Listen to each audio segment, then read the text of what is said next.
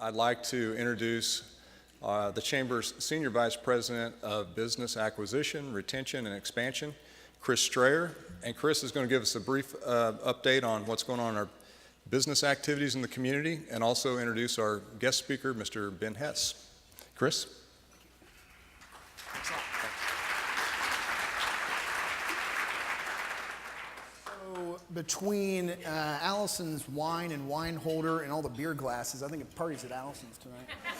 All right, so I know we're all here to listen to Bob, and so but I want to run through a couple slides with you very quickly, just to give you a kind of an idea of what we're doing on the economic development side of the house. So last year, even though it was a kind of a truncated year, I started in March, we still were immensely successful, in my opinion. 2,300 jobs added through the projects that we worked on. Now, our goals are with jobs above the county average wage, and so again, 2,000 over the 4-year period, so 500 for each existing business and for new attraction, and so you can see that we hit those goals last year, so we're really excited about that. And this year, we're already on our way, and so these numbers are from the first quarter, so ending 3/31, and you can see, 753 jobs created. We're already over 50% of the existing business jobs created, 27%, but I'm happy to report I was on the phone last night with a CEO out of California that committed to us to move all business operations from their California facilities to the Fort Worth area here by August. So those numbers are already out of date, so which is fantastic. And then where are we total since 1/1/2018? So you can see over 3,000 jobs created, well on our way, over halfway to our goal for existing businesses, 2,000 jobs above the county average. Again, that 363 is going to change with those new jobs coming in from California, so well on our way there too. So very excited about where we are and the conversations that we're having and the work that the team's doing. And then the last slide I'll have here is just our current pipeline, so you kind of understand the number of projects that we're working on at any given point. When I started here back in March of last year, we had 6 projects in the pipeline. We have 70. So we're looking at a lot of different opportunities: data centers, distribution centers, manufacturing, large-scale manufacturing, corporate HQs, technology, back office, software development, you name it, we're looking at it. And so the other numbers up there, the first-time visits, the second-time visits, that's something that I just keep track of to see what our activity looks like moving forward, how many people are actually coming in to be in the market and visit with us. We had 15 first-time visits last year. At the end of the first quarter, we've got 8 this year, so we're over half already. So you can see the activity that we're seeing. Shay Hopkins and Shay's our project manager. For the past 5 weeks, we've had at least 1 company in town, and maybe 2 companies in town. And so you can see the level of activity that we're seeing. So I wanted to give you that just as a briefing for transparency, so you see what we're doing. We're not just sitting around playing solitaire. We're actually doing stuff, but a lot of activity there. So we'll get on to what you guys came for in meeting with Bob Hess. So Bob, if you want to make your way to the stage while I give a brief bio. As Allison had said, Vice Chairman of the Global Corporate Strategy for Newmark Knight Frank. They're a $2-3 billion company, 4th largest real estate company in the world. Bob's responsible for the strategic development, business development, quality assurance for the consulting practice and industry and specialty groups. Areas of specialty include, obviously, the site selection, expansion, relocation feasibility, global location strategy, mergers and acquisitions. Bob's worked, has conducted over 250 assignments all over the globe. Europe, Asia, he's going to talk about that a little bit, Mexico. He logs about 200,000 miles on an airplane every year. So that's a lot, so he spends a lot of time there. But Bob is really the guy in the boardroom helping those companies make those corporate location decisions and expansion decisions. So he's stealth, he's behind the closed doors with the company. And so it's going to be great to get some insight from Bob on what's going on globally, talk a little bit about HQ2, and then just talent, in technology and whatnot. And then also, Bob's an avid cross-country skier. We are not going to talk about that because it has no relevance to Texas. So, no, not at all. Or at least this part of Texas. So, great. Thanks a lot, Bob. Hey, everybody.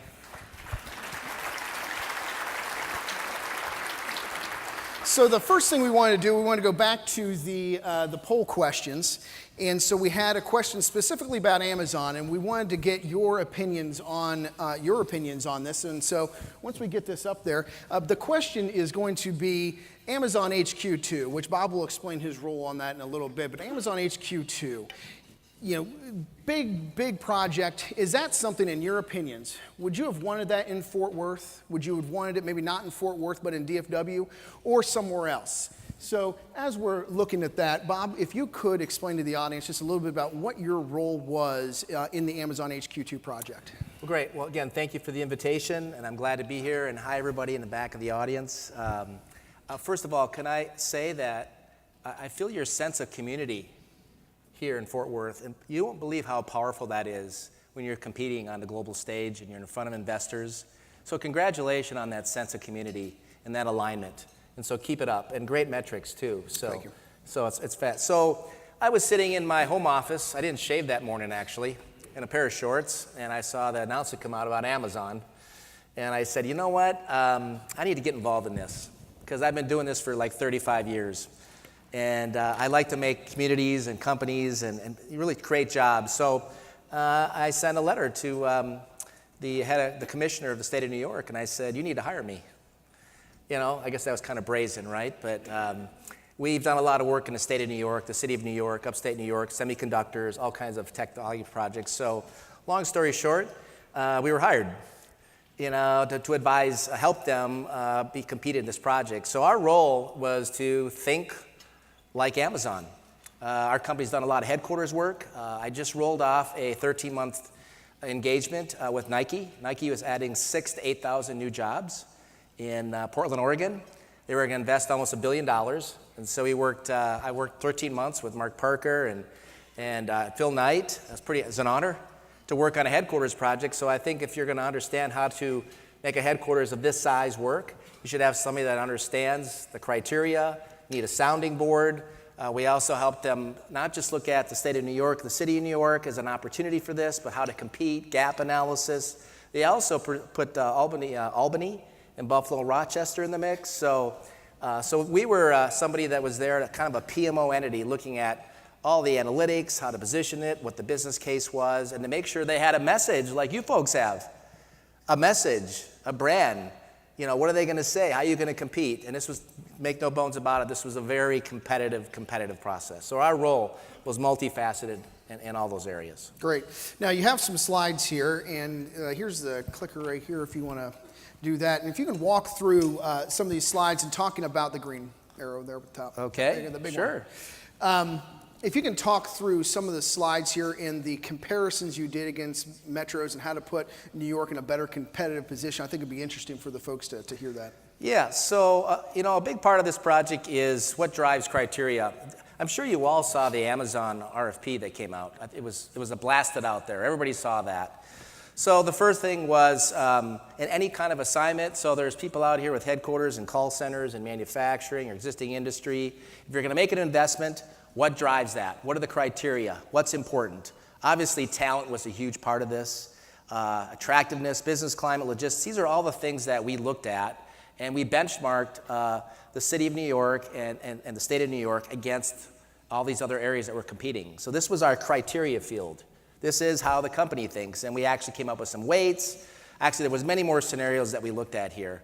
And then we threw it on a chart. You know, how do you compete? Now, everybody's going to debate where these red dots are, right? So basically, this chart here is cost and quality. The third dimension should be risk. We'll talk about that in a second, right? There was a lot of risk with this whole Amazon project. So cost to the right is better, and quality on the left. You want to be on the upper left-hand corner. So you see Dallas on there. What's the first thing you'd say? It doesn't say Dallas-Fort Worth, right? Got to get better at that, right? So those were some pretty competitive areas. Some of those areas were visited 2-3 times. So it was basically laying out these criteria. So this is what happens with companies. How do you get from many to the few? How do you get from chaos to order? How do you put decision science behind all these options? It's happening all the time in the boardroom. So that was a criteria field. We looked at targeted occupations and NAICS codes. So here's something for you folks. What's your master data strategy for Fort Worth? What is that? What's the message? What are the focal points? What skill groups do you have? What transferable skills? Fort Worth is way bigger. I love this 14th largest metro. Probably it's even bigger than that, right? Depending on how you leverage the whole metro area. So we looked at a lot of different target occupations. We looked at, competitive position on things like tech industry and, just their business climate, lots of different factors. So again, looking at ecosystems and culture. There was even soft things here like, hey, where can you have a dog park, okay? And be socially progressive. I mean, think about where Amazon was coming from. They were in Seattle. Have you all been to Seattle? It's a pretty unique place, different requirements, different business climate. Did they want to duplicate that or not duplicate that? Did they want to have a different approach, a different ecosystem? So we looked at some of those soft factors, and of course we helped New York kind of build a story, just like we saw up on your board here. So that's a methodical, system thinking of how you make a decision. And by the way, site selection is a process of exclusion, not inclusion, right? It's from the many to the few, and some people call us people the Schwarzeneggers of site selection. Maybe that's not politically correct to say that these days, Schwarzenegger, but we eliminate places until you can't eliminate them anymore, and hopefully you win. And I guess that's what you're trying to do here in Fort Worth. Absolutely, absolutely. Right. Yep. So moving on, talk about that. Okay, so the Amazon process was a completely different process than you and I have really dealt with. Very open, very public, blasting it out there. How do you think that process has changed both the economic development process, but then the process for your clients on how they're approaching new projects with capital investment and job creation and things like that? Well, how's it changed decision making? Well, first of all, you're probably wondering about how public the process was, right? By the way, there's a lot of people thought that was that an ethical process, not an ethical process? There was a lot of debate about that. But before I get into how it's changed decision making, it changed right up front. Basically, what you heard Amazon say is they just wanted to see who would respond, who could tackle something this big, who could absorb the shock, and they also wanted to say, who had the logic, of course, and by the way, could they find a diamond in the rough? It's about real options theory. So I don't believe what Amazon did is going to change the classic approach to corporate site selection, Chris. Lots of companies are going to have to stay confidential because they can't announce IP issues or investment issues. And these are things that might not go all the way through. Boards don't necessarily approve these projects all the time. The question is, did the Amazon project, was it approved by Jeff and the board before they did it? Rumor has it, it was, and they backed up like a Six Sigma. They made the decision, then they backed up into the process. And that's what I've heard from the people that we know in the business. So I think it's still about a plot process. There's going to be a lot of NDAs and confidentiality because you have to be careful about what you position out there. So I still think it's going to be still long-term. If you're going to be a project of that size, what's the long-term fit, the community fit? And so the question is what's your message? What's your brand in terms of that fit? And there's a lot of cities that I think did a great job, the final 20. And then after that, it became really, really competitive in terms of visits and I'll call it finding people who had a can-do attitude, who could actually handle 50,000 jobs. Great. So maybe going in a different direction with Amazon. Amazon's bringing a whole new technology to the U.S., changing consumer habits, the brick and mortar that they're looking at doing now. But then also beyond that, with what some of the banks and finance institutions are doing with fintech and changes in technology. How is that impacting your clients' decision making? How are you seeing that impacting just workforce or communities in general? So have you all seen the study called The Rise of the Robots, right? AI, machine learning, it's out there, it's real. But you know what? We're not seeing that displace people. What it's doing is taking some of the lower skilled jobs in places like there's financial services firms out there, banks, things of that sort, where we're putting chatbots in there. But if you call some people on the customer service side, you're dealing maybe with a computer sometimes, or you're chatting with them.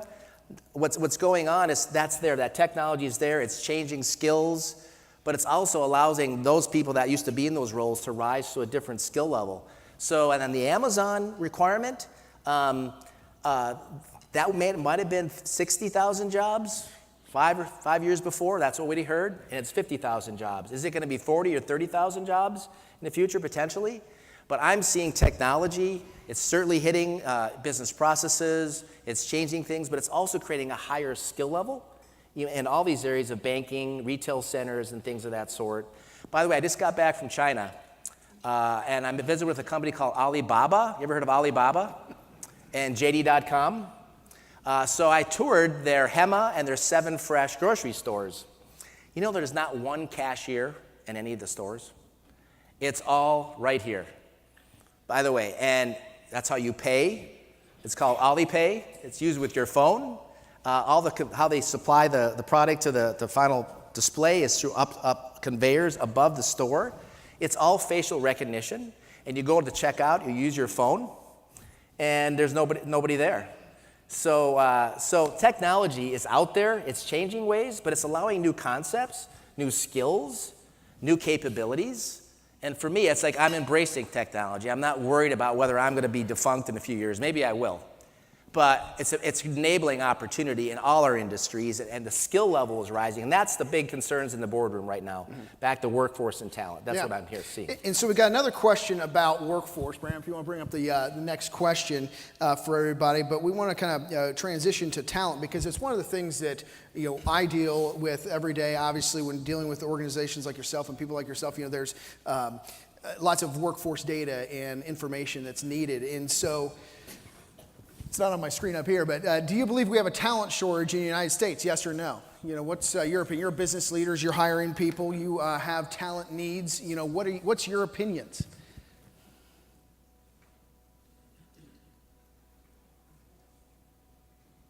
So it looks like yes would be the answer, which I think 2/3, 1/3. Yeah, which I think is right. So let's talk about that. What do you think it needs to be a driver? What is the most important thing that a community can do to build that workforce, provide the workforce, the linkages between education and the private business community? Well, this starts back in the grade schools. So you've all heard about the European model, the German model, where they're actually working back in the schools. They're looking at aptitude and testing. So first of all, it's not like we're at secondary, high school, what do you want to do, community college, university. It's starting way back here. And the walls between elementary and secondary, high school, community college, and university, those walls have been up in separate institutions for a long time.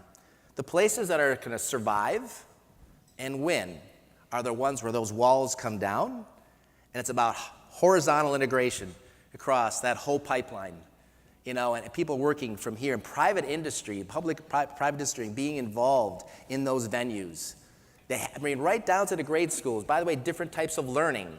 I've seen some places across the country where there's online learning, more private industry coming into 6th grade programs, 8th grade programs, talking about cybersecurity jobs, jobs of the future. By the way, we can't fill half of the jobs, the knowledge worker jobs that we need in the future. I've seen the data. So how are we going to ever have a 6% GDP if we want that, if we can't fill half the jobs of the future? I believe that is one of the key constraints for us to achieve a higher GDP, is having that talent pool, breaking down those barriers, having a better pipeline, and having all of those institutions work together with very strong public-private sector partnership in the place. So is that what you have in Fort Worth? Do you have that in place? It sounds like you've got a lot of pieces there. That's how you can differentiate yourself. That's pipeline development, that's talent retention, recruiting, development. And by the way, when people see that, when our clients see that, when I bring Nike, I brought Nike to Austin, by the way. We were looking at different parts of the headquarters. If they can see that thinking, that can-do attitude from all the way from here to here, it's a very powerful determinant variable. Mm-hmm. So let's ask that question. I've got another question here. In your business, are you talking to K through 12 post-secondary institutions about your talent pipeline needs? And so A is yes, B is no.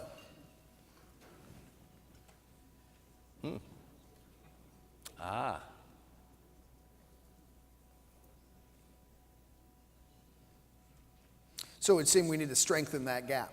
little Right. bit there. So what markets, what communities that you're dealing with, or what industries are you seeing that might be best practices for us to look at to try to replicate that so we can develop that pipeline for the future? So I'll give you recent case studies. So recently we helped Alliance Bernstein, financial services industry out of New York, actually leave the city of New York and to go to Nashville, Tennessee.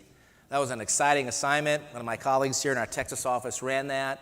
Nashville wasn't even on the radar, and we presented it to the executives, and they were just so pleasantly surprised working from a place where there were so many silos and consternation on having stakeholder alignment in a place like, I'm not bashing New York, okay, but we heard what happened after the sale, right? People that work together, they say the same thing. That's one community that's really created this really great program, all these people working together, and Alliance Bernstein is now relocated to Nashville. And it's just a great program. I think you were benchmarking against Kansas City. I saw on the screen here, that's another great program. You won't find a lot of these programs on the West Coast for the most part. You'll find them in places in the South or the Southeast, some parts of the Midwest, some of these best practices. And make no bones about it, there's some communities out there that are really, really pushing hard. And they're not the biggest metros. By the way, one thing I want to mention about you folks on this whole issue around talent is you're not baked here in Fort Worth. You're still pretty nimble and agile, right? You're not so big. If there was this same presentation or venue happen in a lot of big metro areas that I work with across the country, we'd be lucky to get 80 people here. You have 850 people sitting in this audience interested in growth, alignment, everything we're talking about. Congratulations on that. Give yourself a hand. Seriously. And I don't mean to sound like Newt Rockney, but this is the stuff within 30 minutes. If I bring a client to this town and there's 2,000 people there, I'm going to pick up on this esprit de corps and this alignment of stakeholders and can-do attitude and success stories and how you would treat a new prospect. And then within 3 hours after we talk to 3 companies, we're going to listen to what they said about how they're treated, how happy they are here, can they get the talent, do people want to solve problems, do they embrace innovation and technology in their infrastructure. So, I just want to throw that out there, and that's a big part of successful business attraction is can-do attitudes and, alignment of stakeholders. Great. And so let me ask you maybe just a bigger, broader question that the clients that you're working, obviously you've been here before, but it's been several years. It says maybe been 10 years since 10 you've plus been years, right. been to Fort Worth, and so a lot has changed there. When you're working with your clients globally, are they aware of Fort Worth? Are they aware of the assets that are here? How are we doing on a messaging and getting out there? Right now, I would say your reputation and image in my world, I have this little pin on right here. It's called Site Selectors Guild. It's an association of supposedly all the best site selectors in the world nominated, by their peers. I'm very proud of being part of this organization. And they know places, and they know competitive places, and they know clusters and ecosystems and countries. And I've been to over 30 countries. I've done 300 site selection projects. And I'm glad to be able to share that today. But relative to knowing places, Fort Worth for me is neutral. I don't have a negative perception of Fort Worth, and I don't have an overly positive branded perception other than, I know you got GM here. I know you got Bell. I used to do work for Radio Shack many, many years ago. I'm showing my age, okay? So things have changed. So the good news is you're building off a base now where you can take this brand where you want to do and where you want to go. And I think in my community, you have a great opportunity to go out there and position that message. But one suggestion, do fewer things better. Don't try to brand 10 industries and subsegments of that. There's got to be 4 or 5 industries here that you can develop policy around that really drive your economy. The others will come along. And the other last part of, I understand you have a pretty good business retention program here. Don't forget about 80% of the jobs are created with the folks you already have here. And that's a really, really important part of your program. So I would, oh yeah, all right. Yeah. And so now I'm really getting warmed up, okay? And so, and then also tech. I know you want to be a tech hub. Everybody wants to be a tech hub. I spend tons of time in San Francisco and Silicon Valley. We work for tech firms that want to leave Silicon Valley. Where's the next diamond in the rough? I can't get talent there. You start getting married and have kids. No, you can't live in 7 places like that movie with Owen Wilson and everything. No, it doesn't work that way. You want to have a good life, a quality of life. So you're already a tech community. You have tech and manufacturing. Walk into that GM plant, it looks like Jurassic Park with robots going like this, right? All over the place. You're already a tech community in manufacturing, financial services, your service centers. You're already a tech with entrepreneurs here. So start there. I mean, trying to go after Boston or San Francisco or Dublin or Shanghai right away, hold on a second. It's about resources. You'll get to that tech side, but you're already a tech community. Make sure you make that part of your tech platform flourish. Take care of that, and then make sure your programs keep that tech side of what's currently here in the right place. Tech will come along. Great. Yep. Great. Well, thank you very much. Really appreciate the time you've Sure. brought. Round of applause for Bob. Yeah, thanks for listening.